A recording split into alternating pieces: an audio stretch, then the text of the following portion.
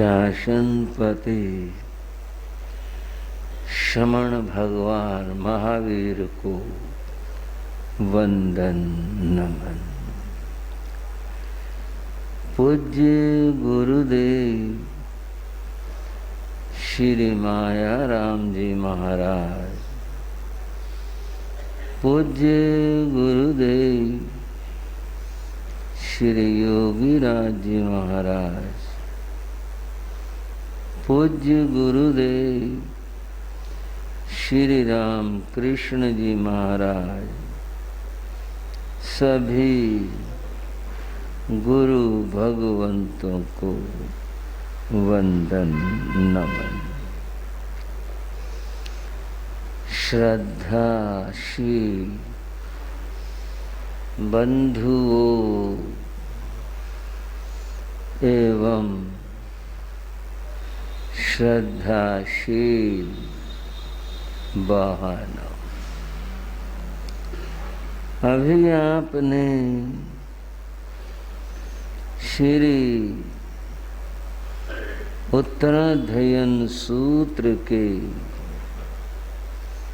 कुछ अध्ययनों की वाचना श्रवण की।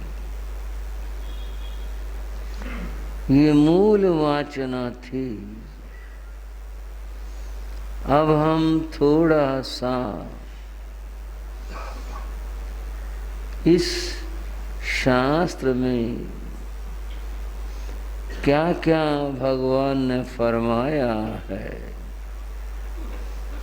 उसकी चर्चा करेंगे। हमारी जो चर्चा है वह है 7वें अध्ययन को लेकर होगी। यह तो मैं आपको बता ही रहा हूं कि हम थोड़ा थोड़ा समझने का प्रयास कर रहे। इस अध्ययन का नाम एलयम अध्याय है। एल भेड़ के बच्चे को मेमने को कहते हैं। आप सोचेंगे यहाँ क्या जिक्र आया। यह एक कहानी है। भेड़ के बच्चे मेमने की कहानी है। और इस अध्याय में और भी कहानी है। कहानियों के माध्यम से इसमें संदेश दिया है और वो संदेश जीवन की और जगत की नश्वरता के बारे में दिया गया है। ये नश्वरता क्या है? यहाँ संसार में कुछ भी शाश्वत नहीं है, स्थायी नहीं है। जो है वह सब नश्वर हो जाने वाला है। बंधुओं, इस जगत में दो तरह के लोग रहते हैं। एक वो हैं जो संसार के सुखों में डूबे रहते हैं, सुख के कामी हैं, सुख के इच्छुक हैं। दूसरे वे हैं जो संसार के सुखों का परित्याग करके योग मार्ग पर त्याग मार्ग पर चले जाते, वे आत्म कल्याण के इच्छुक होते हैं। संसार के सुखों की उन्हें इच्छा नहीं होती। बंधुओं, इस संसार की नश्वरता को लेकर कुछ पंक्तियां हैं, सुना रहा है। बहार बाग दुनिया चंद रोज है, बहार बाग दुनिया चंद रोज। देख लो इसका तमाशा चंद रोज, देख लो इसका तमाशा चंद रोज है। बार बाग दुनिया चंद रोज है, बार बाग दुनिया। दुनिया कुछ ही दिनों का मेला है। दुनिया के इस बाग में जो बहार है वो भी कुछ ही समय की है, बाकी तो सब नश्वर है। पूछा लुकमा से जिया तू कितने दिन, पूछा लुकमा से जिया तू कितने दिन। दस्ते हसरत मल के बोला चंद रोज, दस्ते हसरत मल के बोला चंद रोज।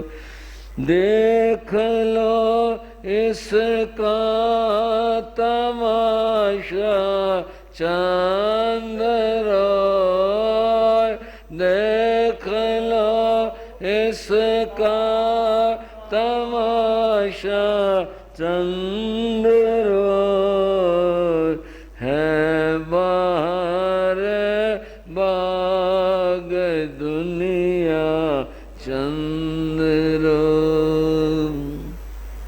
सबसे बड़ा हकीम लुकमान माना जाता।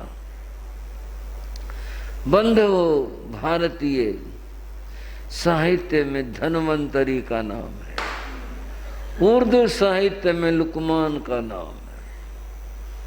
लुकमान से पूछा कितने दिन जिए संसार में, क्योंकि तुम्हारे पास तो बड़ी बड़ी औषधियां दवाइयां हैं।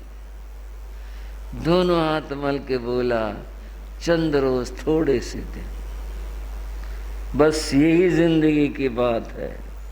और दो पंक्तियां। बादे दफन काब्र में बोली कज़ा, बादे दफन काब्र में बोली कज़ा। जाहिलो है ये ज़माना चंद रोज, जाहिलो है ये ज़माना चंद रोज।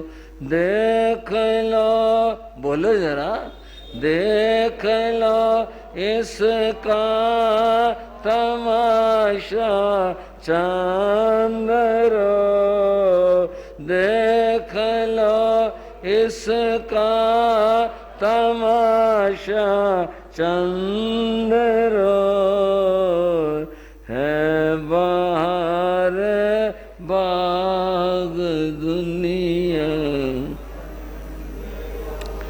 शंकराचार्य से पूछा, क्या पूछा शंकराचार्य से? किम विद्युत चंचलम, बिजली के समान आकाश में जो बिजली चमकती है, इसके समान संसार में और चीज क्या है जो इतनी चंचल हो? बिजली चमकी और खत्म, गायब हुई। किम चंचलम, बिजली के समान दुनिया में क्या चंचल हो सकता है? धन, यौवनम, मायु। तीन बातें बताई शंकराचार्य ने। पहली बात कही धन, थोड़ी समझ में आनी तो मुश्किल है, लेकिन बस ऐसा ही है। धन चंचल है, लक्ष्मी का नाम चंचला है, ये कब चली जाए कुछ नहीं पता होता। और कहा यौवन, युवावस्था, युवावस्था जाते ही कोई समय नहीं लगता। आयु, और इस उम्र को जाते भी कुछ नहीं पता चलता। ये तीन चीजें, धन, यौवन और आयु, ये बिजली की तरह से चंचल है, गायब हो जाते हैं, नष्ट हो जाते हैं, चले जाते हैं। बंधुओं, इनकी नश्वरता को समझ करके कुछ आत्म कल्याण की बात सोचो, अन्यथा दुख उठाने पड़ेंगे।